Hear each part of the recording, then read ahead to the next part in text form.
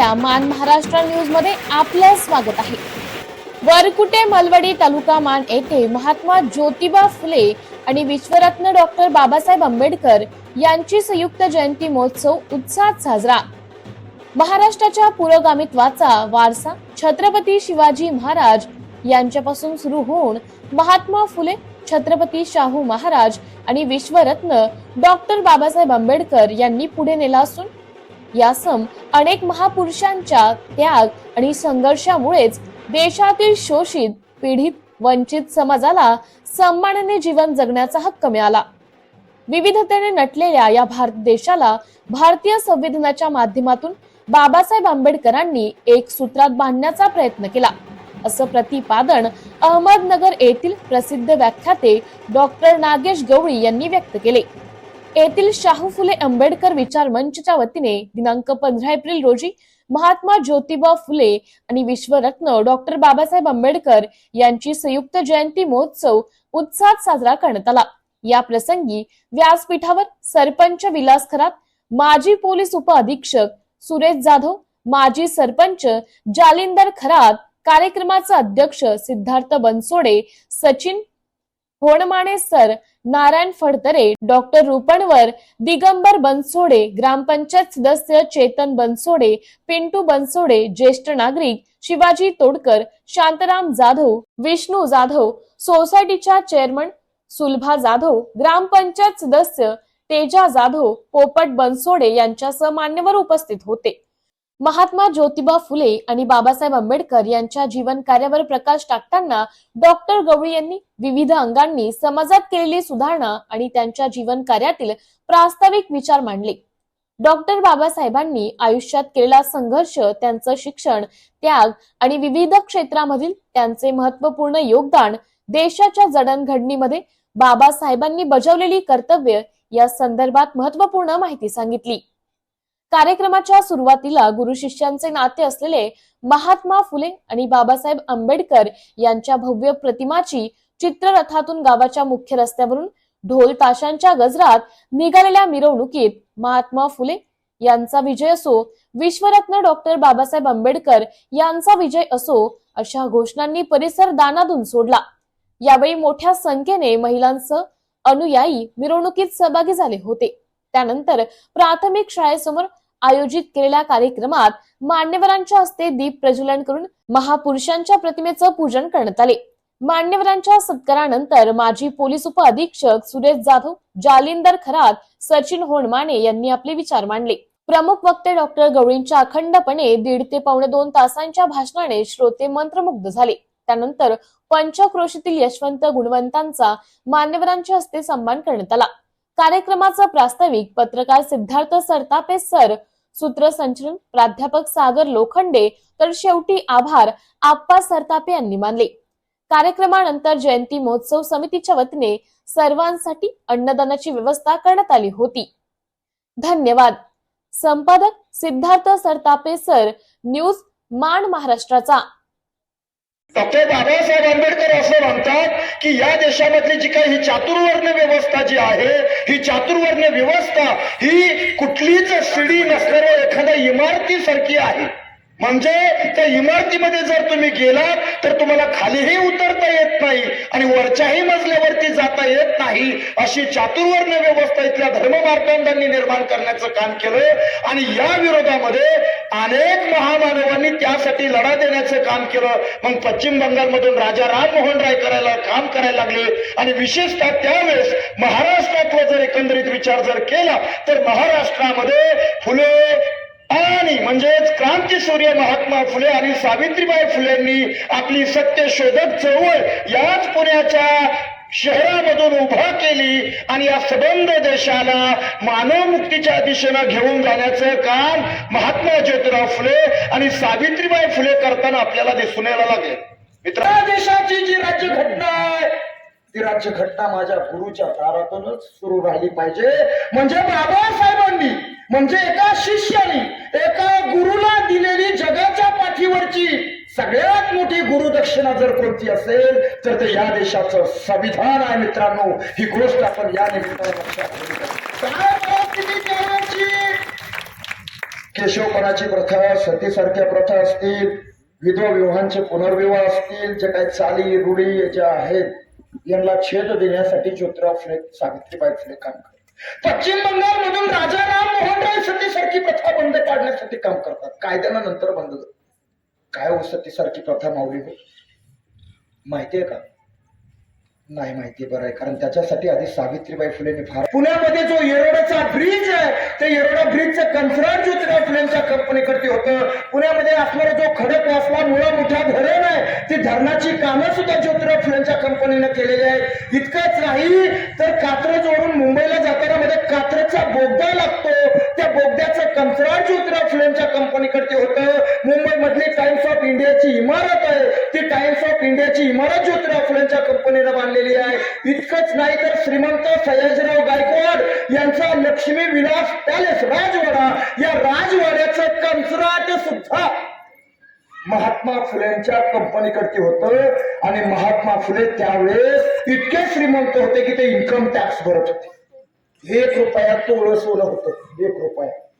त्यावेळेस ज्योतिराव फुलेंनी 10,000 रुपयाचा जामीन भरला होता. कुणाची सुटका करायला? टिळकाची सुटका करायला. हे लक्षात ठेवलं पाहिजे. इतके श्रीमंत ज्योतिराव फुले होते. आणि तेच महात्मा ज्योतिराव फुले छत्रपती शिवाजी राजांच्या कार्याला प्रभावित झालेले. महात्मा फुलेंवरती खरा प्रभाव हा थॉमस पेनचा आहे, पण महात्मा फुले छत्रपती शिवाजी राजांच्या विचाराने कार्याने प्रभावित झालेले आहेत. आणि 1869 साली महात्मा फुलेंना वाटलं चला आपण रायगडावरती जाऊया आणि छत्रपती शिवाजी राजांच्या समाधीवरचं दर्शन घेऊया, समाधीवरती आपण नतमस्तक होऊया. या उदात्त भावनेनं महात्मा फुले रायगडावरती पोहोचले. पण रायगडावरती पोहोचल्यानंतर मात्र महात्मा फुलेंना छत्रपती शिवाजी राजांच्या समाधीचं दर्शन झालं नाही. त्याचं कारण असं होतं, रायगडाचा सबंध परिसर हा रात्री झाडा झुडपांनी काटाने अक्षरशः झाकून गेलेला होता. इथल्या पेशव्यांनी या भोजनांचा राजा इथल्या भोजनांपासून दूर ठेवण्याचं काम केलेलं होतं. मित्रांनो, महात्मा फुले वनवन रायगडावरती भटकले. 1 दिवस काय 3 दिवस महात्मा फुले रायगडाच्या या टोकापासून ते रायगडाच्या दुसऱ्या टोकापर्यंत रायगडावरती फिरत होते आणि शिवरायांच्या समाधीचा शोध घेत होते. आणि 3ऱ्या दिवशी महात्मा फुलेंच्या अथक प्रयत्नाला यश आलं आणि शिवरायांची समाधी अक्षरशः काकडे झाकून टाकायचं काम केलं होतं. आज राजाचं नुसतं नाव घेतल्यानंतर तुमची आमची छाती स्वाभिमानानं फुलते, पण त्या माझ्या राजाची समाधी अक्षरशः काटाड्यात झाकून टाकायचं काम केलं. महात्मा फुले धावत समाधीच्या जवळ गेले. समाधीवरल्या सगळ्या काटाड्या त्यांनी बाजूला सरकवल्या, बाजूला असणाऱ्या आडातलं पाणी आणलं, समाधी स्वच्छ धुवून काढली आणि शिवजयंती सुरू केली. म्हणजे काय? आमच्या महात्मा फुलेने सांगितलं इतके साडे आणि अजूनही त्या परिवाराच्या माध्यमातून मुंबईतल्या कोळीवाडा या ठिकाणी महात्मा या पदवीने सन्मानित करण्यात आले. महात्मा ही पदवी ज्योतिराव फुलेंना त्या ठिकाणी देण्याचं काम केलं. नारायण मेघाजी लोखंडे त्यांचे सत्यशोधक चळवळीतले सगळे कार्यकर्ते जमा आहेत आणि महात्मा ही पदवी दिली. बघा, बाबासाहेब आंबेडकर यांनी स्वतंत्र मतदारसंघाची मागणी केली आणि स्वतंत्र मतदारसंघाची मागणी केल्यानंतर त्या ठिकाणी महात्मा गांधी म्हणायचे की तुम्ही स्वतंत्र मतदारसंघ घेऊ नका, तर तुम्ही काय घ्या, तर राखीव जागा घ्या. त्यांच्या दोघांमध्ये एकमत झालं नाही, म्हणून महात्मा गांधी पुण्याला येऊन येरवड्याला बाबासाहेबांच्या या मताच्या विरोधात ते कशाला बसले? उपोषणाला बसले.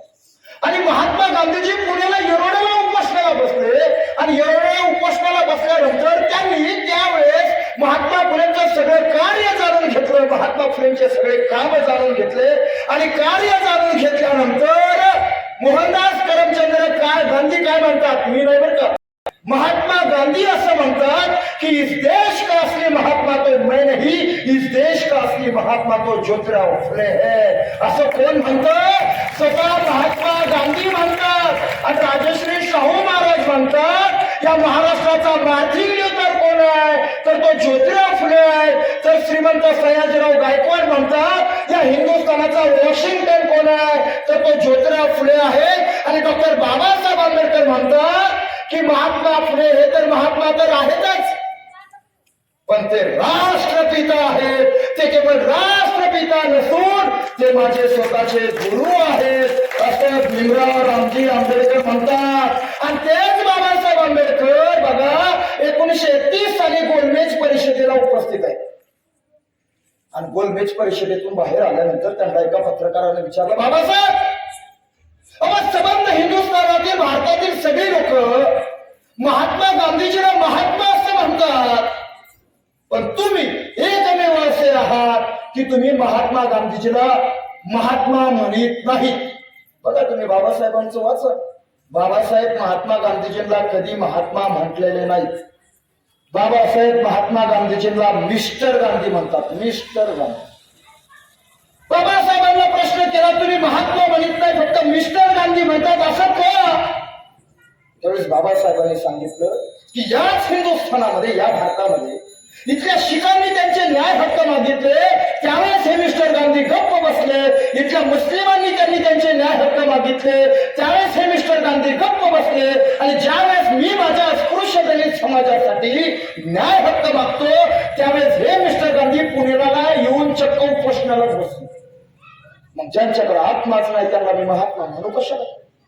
माझा महात्मा कोण आहे तर तो ज्योतिराव फुले असं डॉक्टर बाबासाहेब आंबेडकर सांगतात. दादा या देशाची आर्थिक सुधारणा घडून आणण्यासाठी रिझर्व्ह बँकेची स्थापना या देशात झाली. त्या रिझर्व्ह बँकेचा पाया बाबासाहेब आंबेडकरांच्या प्रॉब्लेम ऑफ द रुपीज या ग्रंथामुळे झालेला आहे. चुप करा.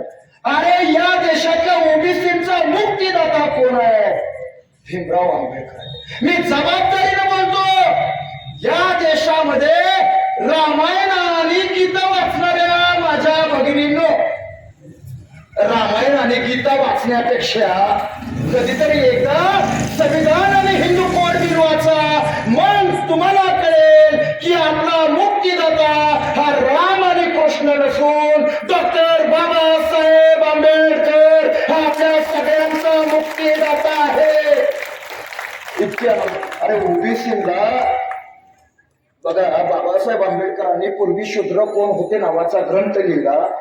आणि या पूर्वी शूद्र कोण होते या ग्रंथाच्या माध्यमातून या देशातल्या ज्या विकासापासून कोसो दूर असणाऱ्या ज्या जाती आहेत, या विकासापासून कोसो दूर असणाऱ्या जातींना विकासाच्या प्रवाहात आणलं पाहिजे. म्हणून बाबासाहेब आंबेडकरांनी पूर्वी शूद्र कोण होते या खंडाच्या माध्यमातून, या संशोधनाच्या माध्यमातून मागास जातींचा शोध घेतला. आणि ज्यावेळेस बाबासाहेब आंबेडकर संविधान लिहायला बसले आणि संविधान लिहित असताना ज्यावेळेस आरक्षणाचा मुद्दा त्यांच्या समोर आला, त्यावेळेस रिझर्वेशन लिहिताना रिझर्वेशनाची कलम, रिझर्वेशनचं आर्टिकल बनवत असताना आरक्षणाची किती कलम आहेत? 3 कलम आहेत. चौथं पण कलम नाही. 340 नावाचं कलम, 341 नावाचं कलम, 342 नावाची कलम, ही 3 कलम आरक्षणासाठी बाबासाहेबांनी तरतूद करून ठेवली.